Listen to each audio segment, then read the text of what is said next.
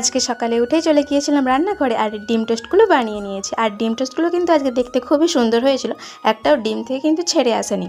আর এই কোয়াটার পাউরুটি দিয়ে ডিম টোস্ট খেতে কিন্তু আমার ভীষণ ভালো লাগে।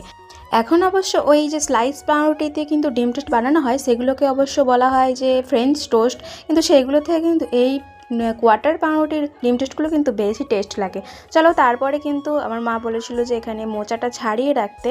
আর আমি কিন্তু মোচা ছাড়ানোর আগে একটু হাতে তেল মেখে নিয়েছিলাম, কারণ তাহলে হাতটা কিন্তু কালো পড়ে না। আর দেখো, আমার হাতে কিন্তু একটুও কালো কালো পড়েনি তেল মাখার কারণে। তারপরে আমার ভীষণ গরম লেগে গিয়েছিলো, তারপরে একটা কোল্ড ড্রিঙ্কস খেয়ে নিলাম। তারপরে আর কিছুক্ষণ পরে খেয়ে নিলাম মুড়ি, কারণ আমাদের এখানকার সব দিনই ব্রেকফাস্টে প্রায় মুড়িই থাকে।